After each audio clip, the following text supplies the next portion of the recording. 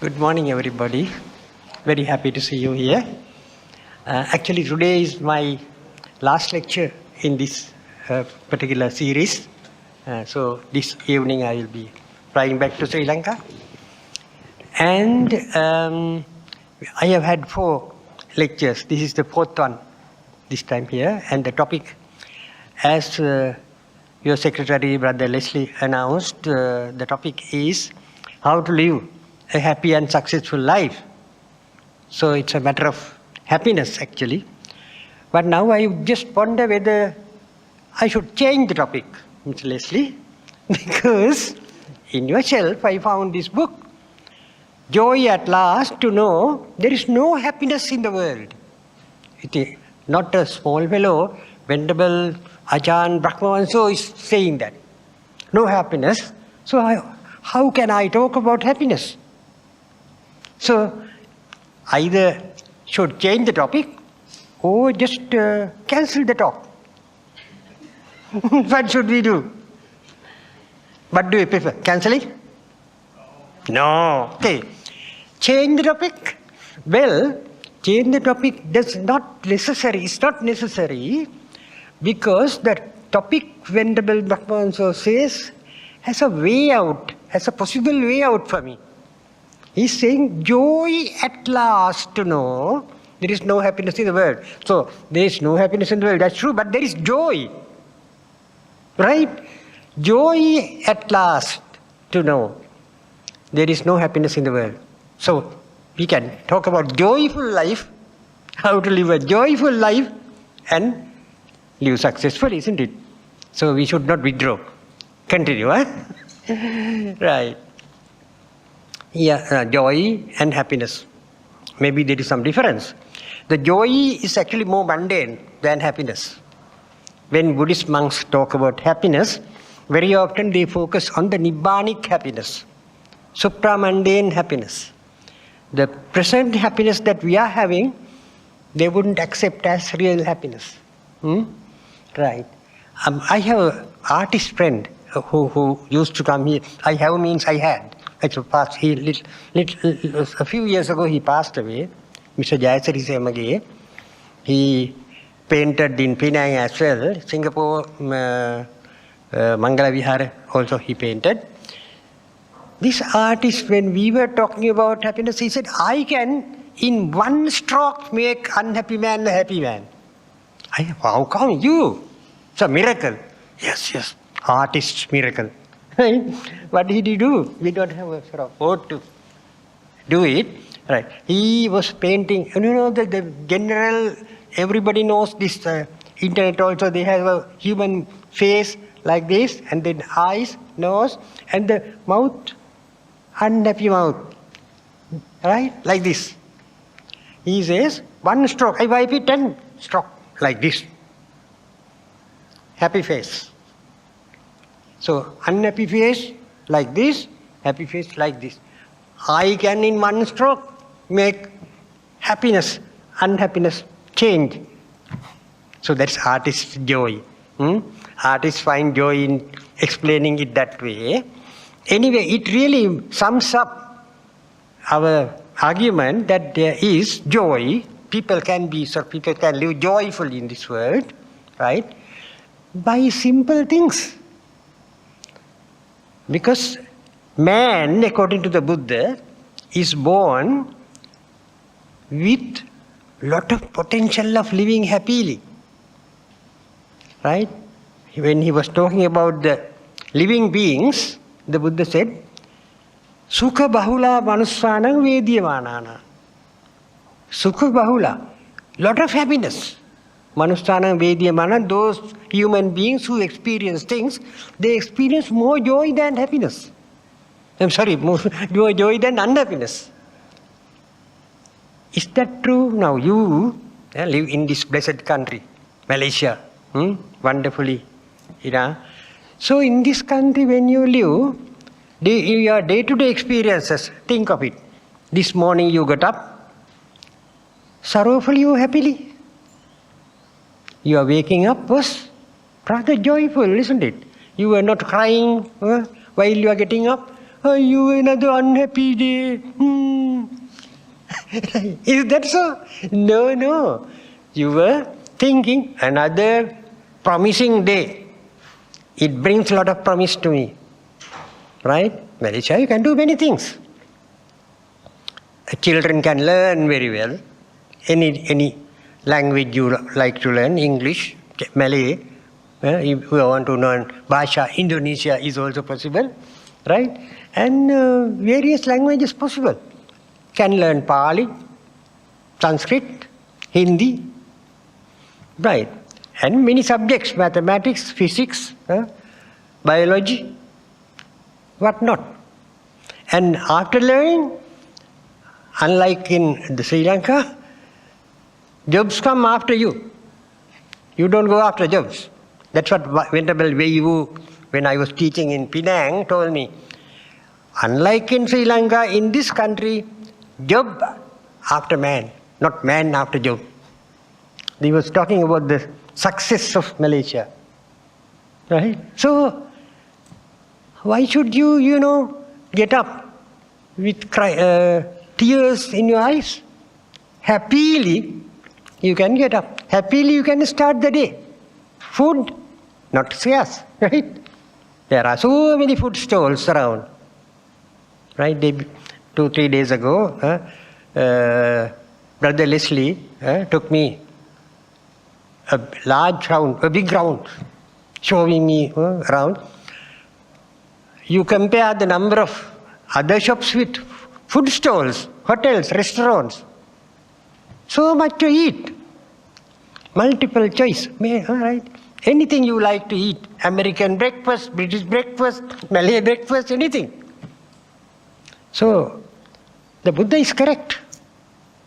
In most part of the world, not entire world, because there are some places people are suffering, but generally the Buddha says, Sukha Bahula.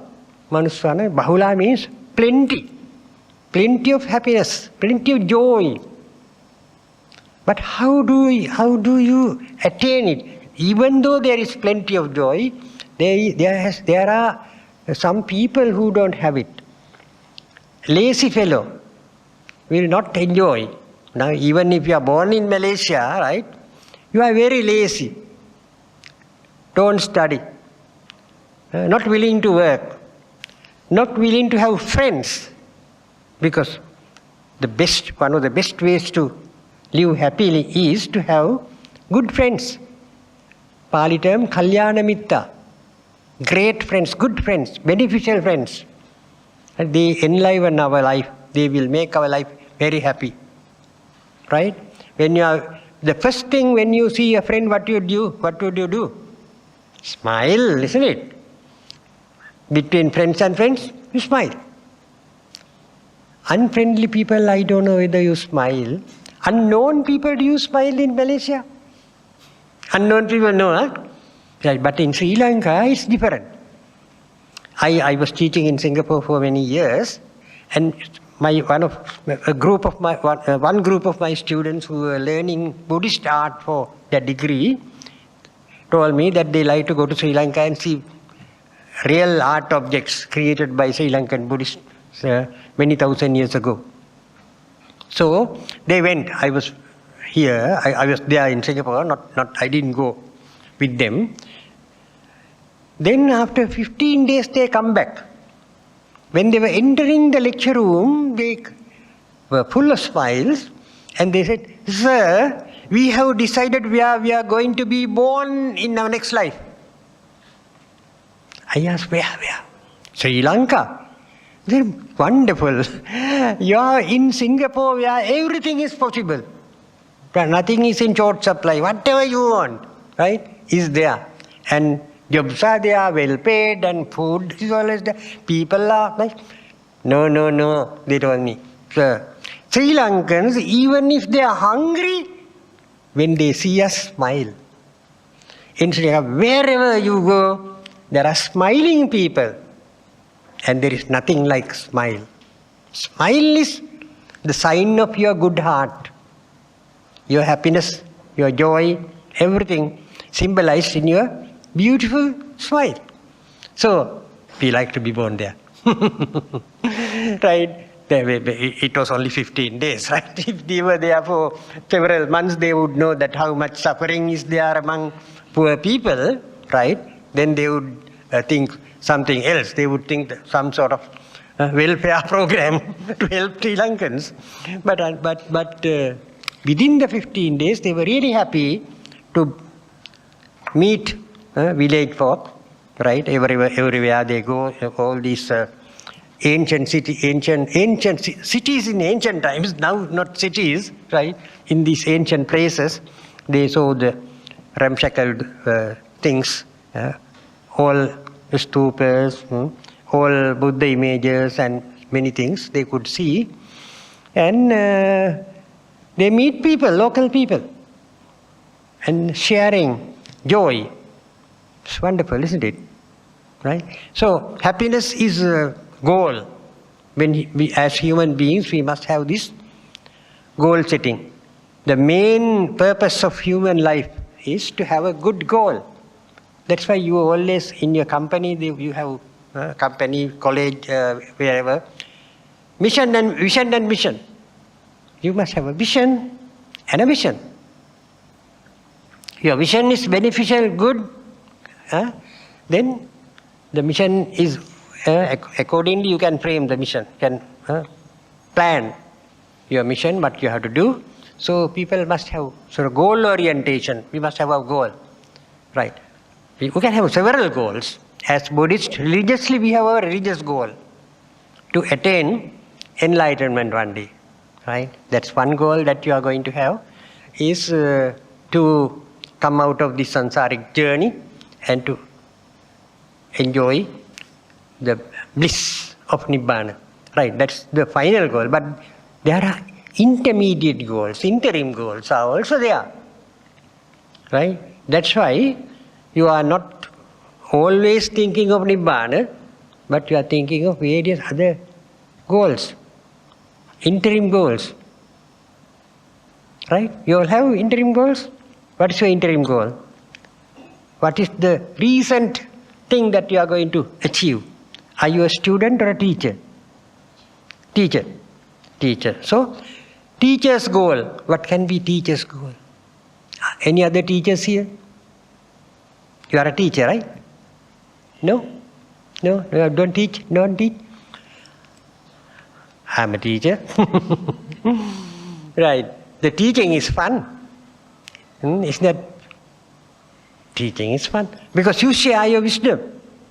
So teacher's plan is to share his wisdom with as many people as possible. Right? I have taught more than 50 years. So I have a lot of students.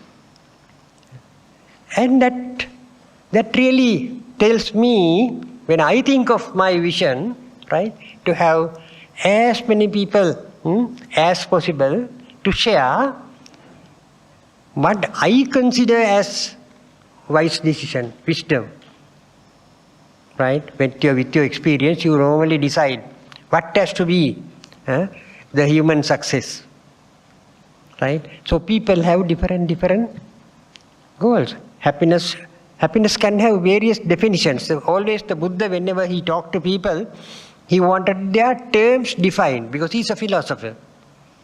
Right? Buddha started the religion, definitely, of course, you have Buddhist religion here. The same time, in India, they don't have sort of watertight compartments like religion and philosophy. In India, both go together. Any religion must have a philosophy also behind it.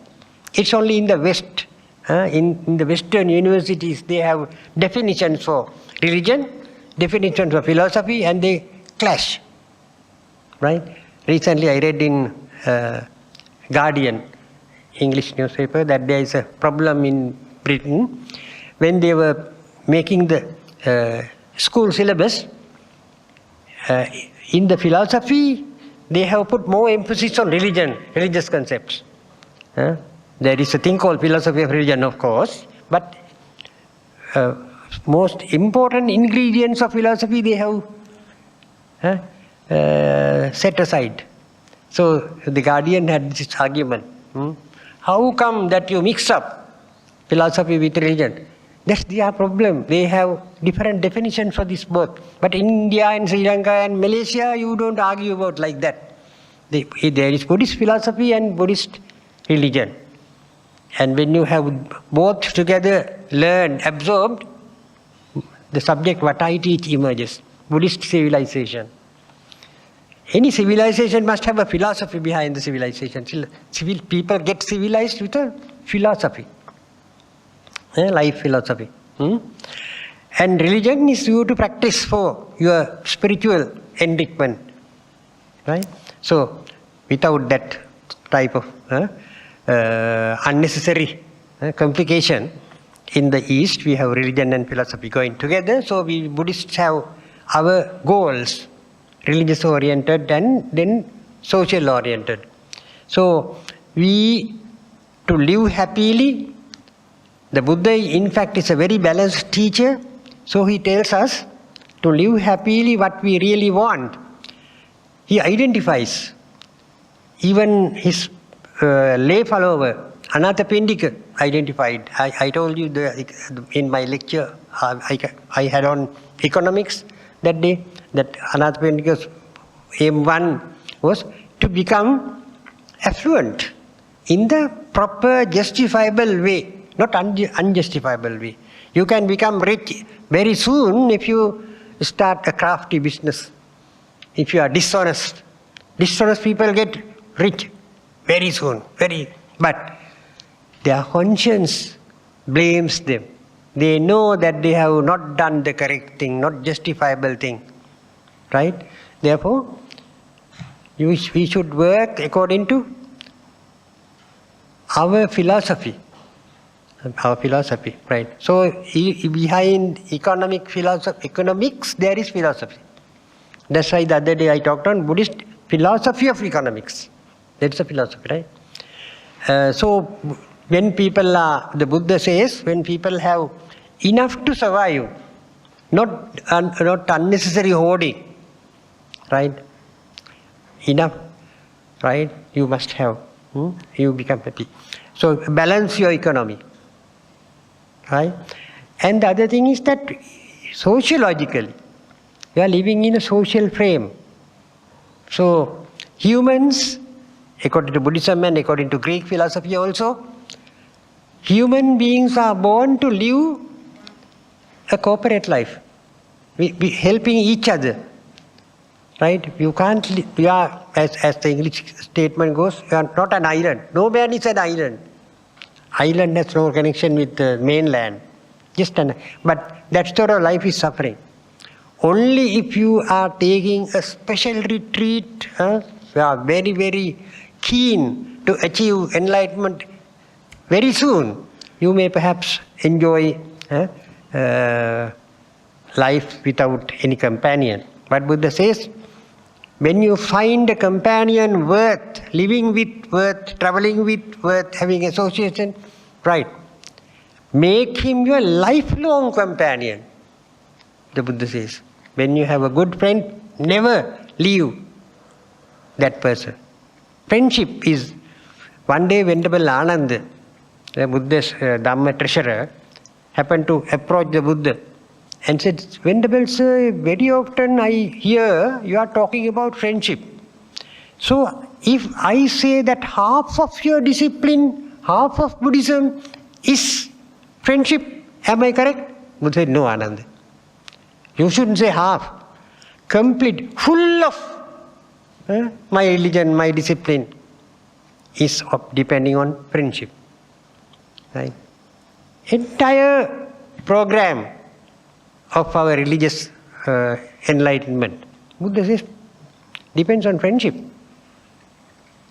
Right? So to live happily, we must have good friends, good companions. Sometimes your friend is at home, because Buddha says, at home your best friend, unparalleled friendship you get from your best friend. Who? Can anyone say? Best friend in your home, who is it? Imagine you are children, you are a child. Who was the best friend you had? The Buddha says, who? Any guess? Huh? At home. You have not? And that you have forgotten your child days. When you were a child, you had one. The Buddha says, no one else other than your mommy. Yeah. Mata mittang sake gare. Sake gare means your own home. Mittang, friend. The friend in your own home is mother. Mother. Right? So mother's friendship. Friendship means love. Huh? Love. Positive relationship. The mother radiates positive love every time when the child is seen. Right? The day that your baby was born, right? You really become absolutely joyful. It doesn't preclude the friendship of father, right? Father's love is also absolutely essential and perfect love fathers have. But the mother is special because in mother's body, this child was grown for 9 months in her own body. Even though we love our children, we couldn't do that. In our stomach, our womb, we don't have womb, our belly, right? Inside our, sometimes you may have a problem of worms. That is the life we can give birth to. Otherwise, it's not possible for us to have a child. But mother is very lucky, blessed in that way. The new life, new human life, not a worm's life, new human life comes in women's body. So great thing, isn't it? Miracle. Right? You may now secretly arguing, without father's contribution, we couldn't perform that miracle. Yes, true. Right? Man is behind. Right? That's why men also really love their children. Right? So Buddha says, Mata mittang sake gare. In your own home you have a friend. Mother. But you have to leave mother at one time. That's why we forget. After marriage, sometimes even without a marriage also, we have to live separate. Gradually people forget their parents. That's why there are open ages. Right? Old age places, people, all folks homes. Right? That's why all folks homes, because we tend to forget. Even though the love we got was immeasurable, unparalleled. No one can, equal that love to us. But there is another one, the Buddha says, when you are married and when you are gone out of your home, there is another one. Who is? Another one. Are you married? No? Not? Huh? Buddha says, Bharyava Paramasaka. After your marriage, your wife, the best friend. Isn't that so? Wife, her life now has become part of husband's life. You live together. All your aspirations, all your life goals become mixed. Right? So you always discuss, how shall we, do this? You think you want a son. Husband wants a daughter. Right? Would you fight? No. You discuss and agree upon. Say, wife may say, this time a daughter, next time a son. Compromise. Right? Like that, you come to compromise. Father always say, no matter.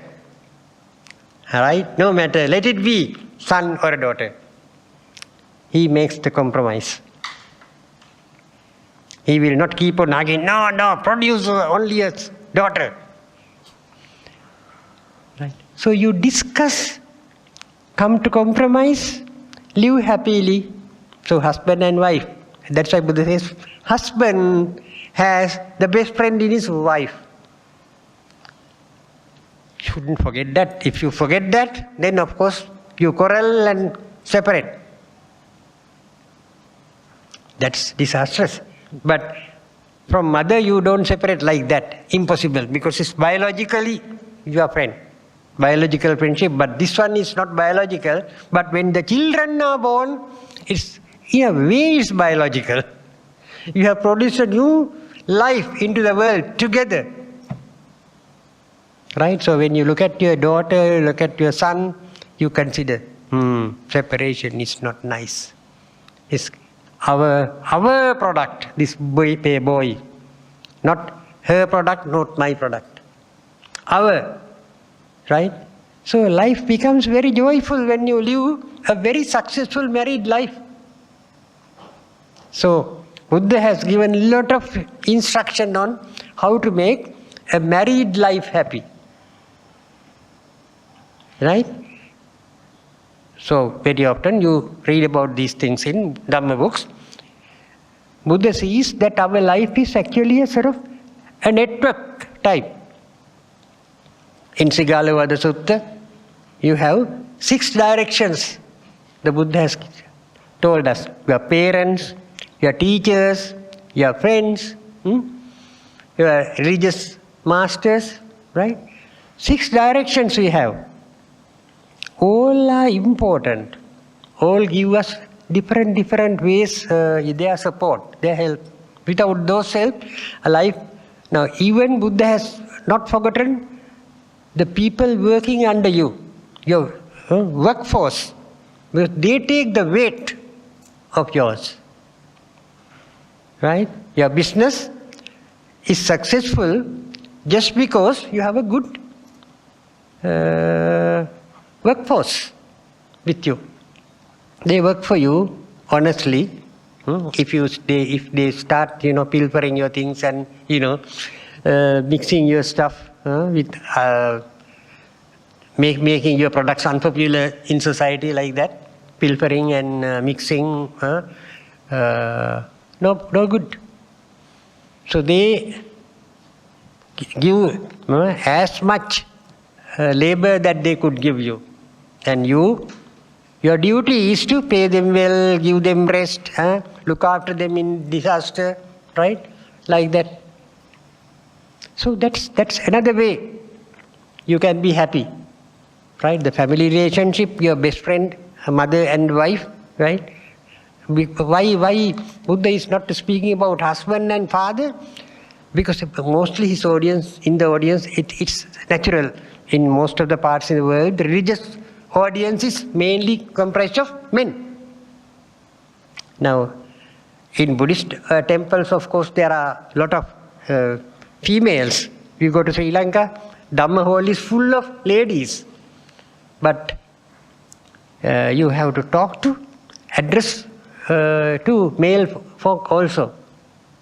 Right? So Buddha had a lot of audience from male folk, unlike today. So Buddha told them, your best friend is mother and wife. When the ladies are there, Buddha would definitely speak of husband and father. Like that. The happiness.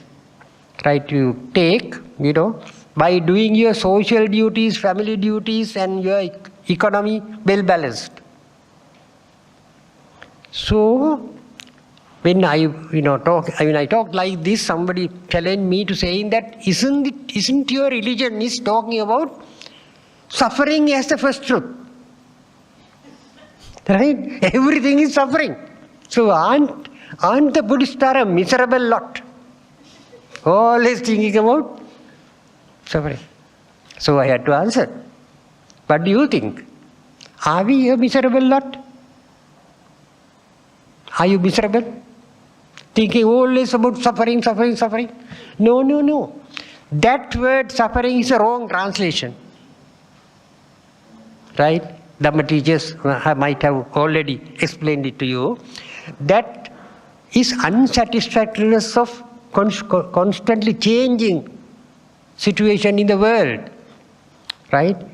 everything is impermanent, and impermanence, of course, is a blessing. If things were permanent, it would have been absolute nonsense, right? Because now, let's hope we can perform magic. Can I make you all permanent in this hall? What a joke it could be. Everyone in Malaysia would come to see you. Like stone images. Cannot go home, cannot move, cannot even know that you have become stoned. Your mind is also permanent. Impossible, isn't it? So this impermanence is, in a way, is a blessing. But unfortunate thing is that brings unhappiness to us when our enjoyment, joy, happiness becomes changed. So there is unsatisfactoriness. Our happiness, right, either can make us bored. Right now, when you came into the hall and when you sat on the chairs were very comfortable, very happy. But when I talk another 15 minutes, you may think, why can't this fellow stop his nonsense? We have to stand up and enjoy the joy of standing up. Right? You first enjoy joy of sitting on the chair. Comfortable, nice chairs. But after 45 minutes, what happened? You complain about unhappiness of having to sit constantly without being able to stand up. When you are sitting too long, right? So it's lucky that you can stand up also. Lucky that you can go home. If you are permanent in the temple, right? This hall cannot be used for any other purpose because there are stone statues. You have become terrible, isn't it? So, in a way, impermanence is good because we can change unhappy things to happy things. And that happy things also change because happiness can become a bore. It will be boring if you have constant happiness. Now you are going to see a sort of beautiful dance. And you are watching it. And it goes for 9 hours, 10 hours. Dancing, dancing, dancing. Isn't that going to be very upsetting? Right? That's why they change scenes. First they show you the Malaysian dance. Then another team from Indonesia now perform before you. Otherwise, you think, Malaysian dance all the time. 10 hours of Malaysian dance. No. So, in a way, this anicca is providing us the opportunity to change things. Changing is also nice. But that leads to unsatisfactoriness because constant change from happiness to unhappiness, right? Because the Buddha has seen that the world has happiness and unhappiness changing constantly from labhu, alabhu, eightfold dhammas, from labha to alabha. Today you get a lot of profit, tomorrow loss. Labhu, alabhu. Gain and losing. Right? Ayaso, yasoche. Today you are respected. Lot of fame. Think of your politicians. Sometimes you consider a particular politician like a person who is a creator God. He created our country and he made everything successful, beautiful. What a nice man. After some time, your image of him change. What a curse this man. It happened to politicians. He has yasa, that is fame, for several decades. And then his fame decays. People start hating him also sometimes. In some countries, some politicians had that happening to them. Think of Hitler. What happened to him? Mussolini, right? You read them in the history books. I'm not going to give examples from the modern world. I have to go home. When I go home, they will come to know that I have criticized the local politicians, Sri Lankan politicians. We had Sri Lankan political gods. Later, there was a time that people kicked them off. Ayaso, yaso. Right? You have ill fame and then the fame. Change. Abo, alabo, ayaso, yaso. Then ninda, pasansa. Sometimes people look at you and disgrace you by making very painful comments. And then Buddha says, the same person who had been so disgracefully addressing, again all of a sudden, people, everybody appreciate you. Our forgotten gem, they may say. So, that also keeps on changing. Ninda pasansa. Then sukhancha dukkhang. Happiness and unhappiness. So this is 8 things that change.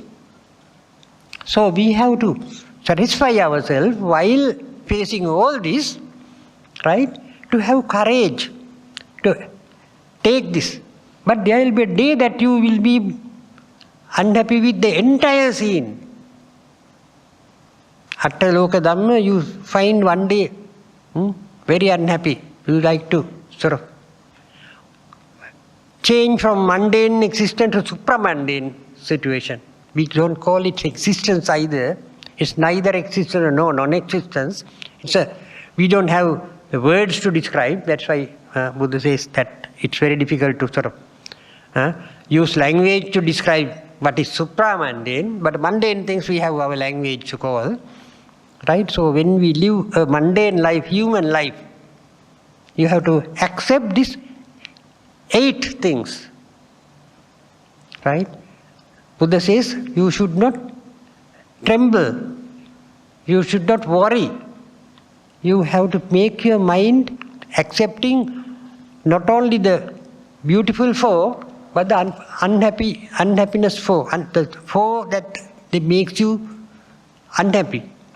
Labho, alabho, labha you really like. Labha, profit, great.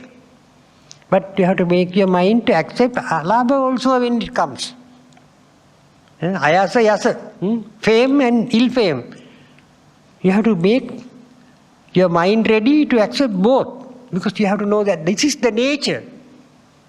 So you get used to the nature of the 8-fold ways.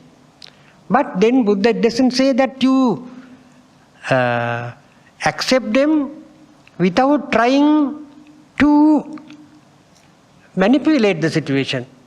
You yourself can contribute to this. You don't take passively. You are not going to be passive sufferers. Right? Within this existence, there is something that we also can do. Right? So, Buddha says that you have to have uttana sampada.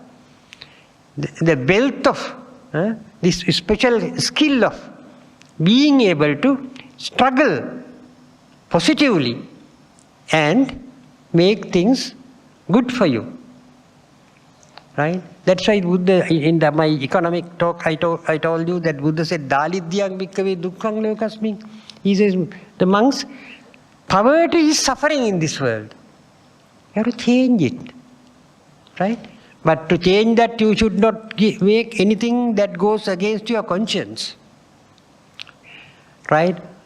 By trying to change the situation, you shouldn't do anything that would later you regret. Entire life you have to consider, very successful was my life. That was Anathapindika's way. Anathapindika said to the Buddha that one day, Venerable sir, all I had as my life goals, my vision, I have achieved without any criminal activity, not resorting to crime, not resorting to dirty acts. I have been very clean in my conduct. Right? But there were times that he was failing. Once he happened to sort of give everything that he has without thinking of his own future. So he became very poor. But fortunately, right, there was a divinity, sort of goddess, right? Someone didn't go on former relations of Anathapindika, born as a spirit. That spirit saw Anathapindika is getting very poor, cannot now make ends meet. So she went, according to the story, she went to the people who had borrowed money and not paid to Anathapindika. Normally it's the way in the world. People borrow and not pay. So there had been a lot of people who had not paid the money that they borrowed from Anathapindika. So she went and reminded them, have you forgotten that you are indebted to Anathapindika? Please pay back, he is now in difficulty. That way people brought a lot of money to him. Because he had given a lot of money on credit. So when this money came, he became again powerful to do certain things. And the Buddha said, be careful, watchful, you have to balance your economy. Samajivikata, balanced life. Just because you have a sort of windfall of money today, you don't think that that's the end of the world, nothing will happen. Now you are rich and enjoy as anything. No. Tomorrow something definitely will change the situation. The government will decide to confiscate all your money. Buddha says that's possible. Even in India it was possible those days. Raja Haranti, the king might take what you have. King can confiscate. Today, even in democratic countries, there is some power with the government. That government can, charge you for something and take all your things, confiscating your all things and make you poor. Impossible, not impossible, possible. So Buddha says, be careful, right? Plan your economy, even if you have a windfall, right?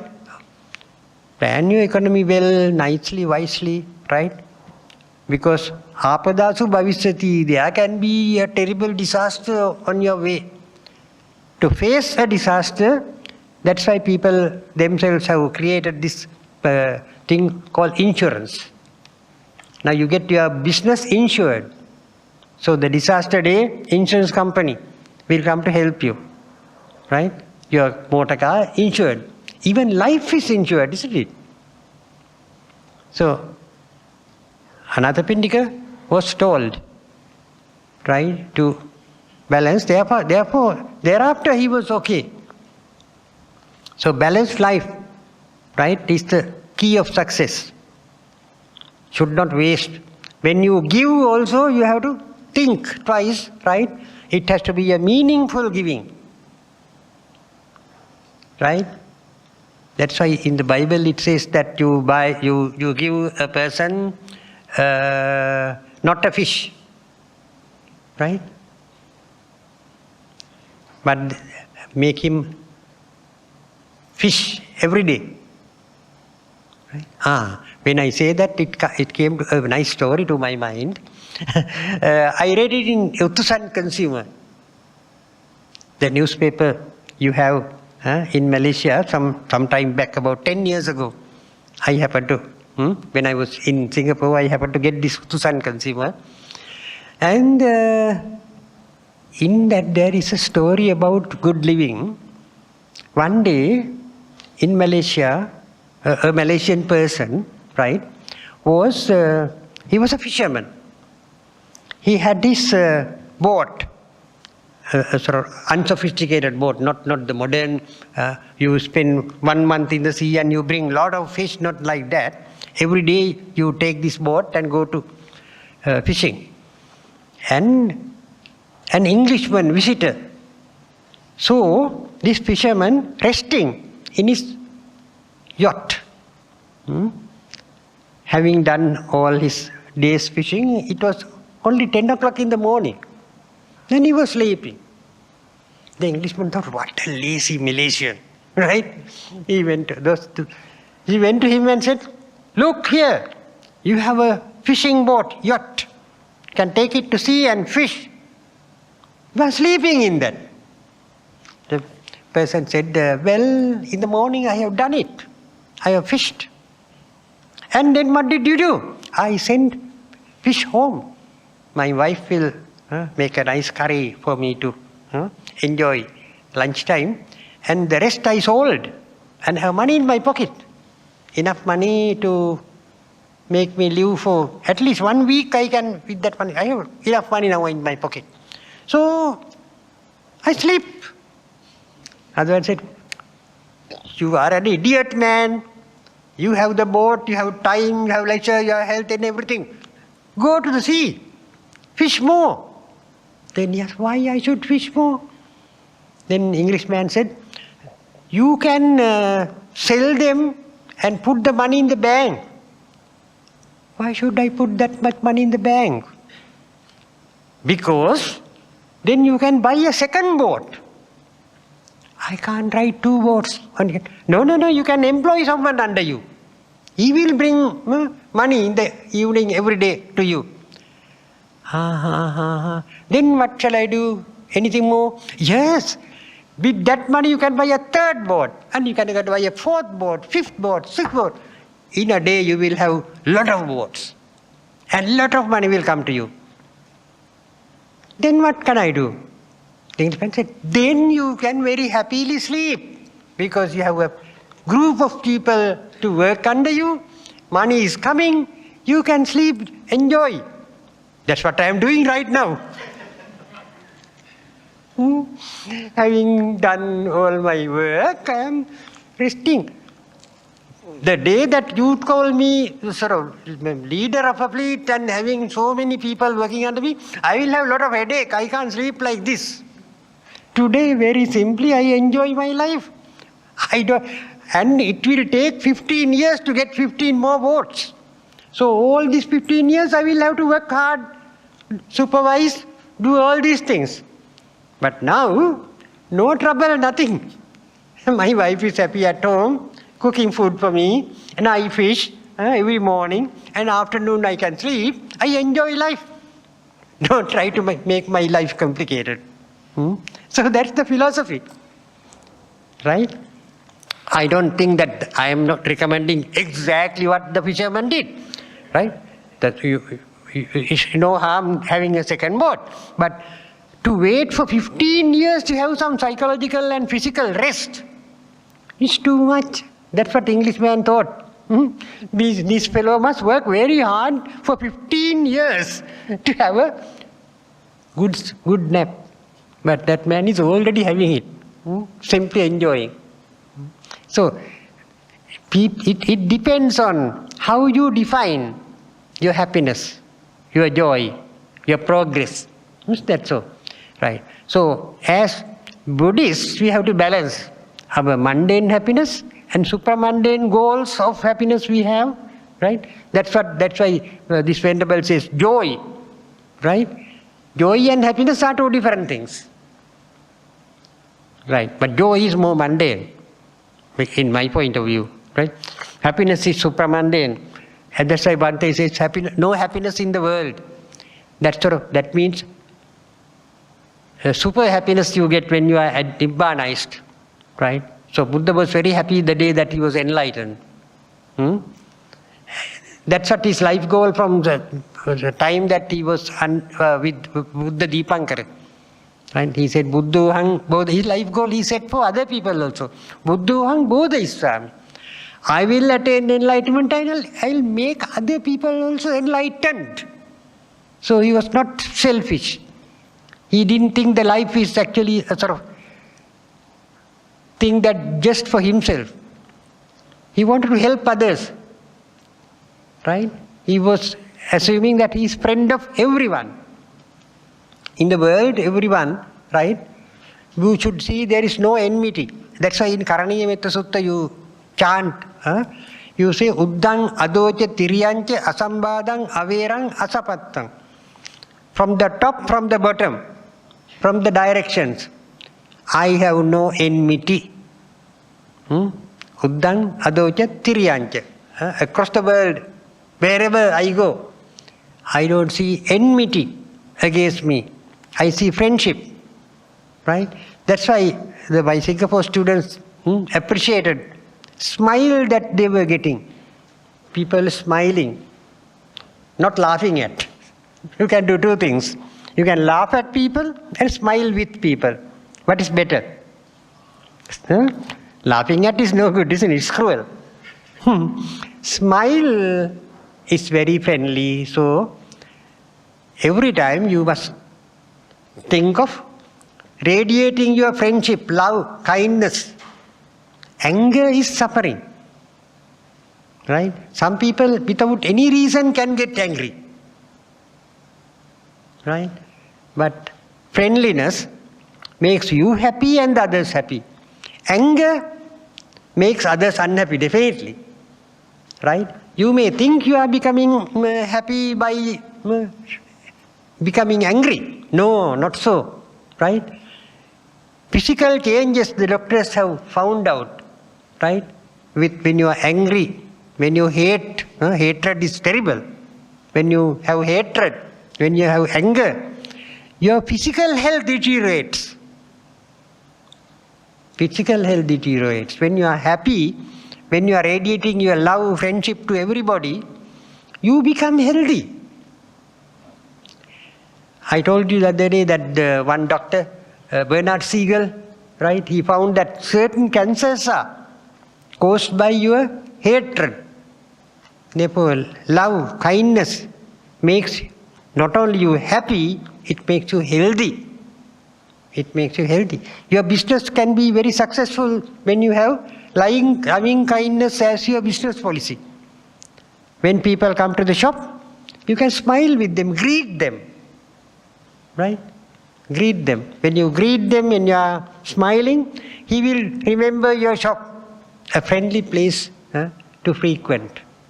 Right? Then you become successful. And when you know that your customers love you, what sort of happiness do you get? Great happiness, isn't it? Right? Customers love you.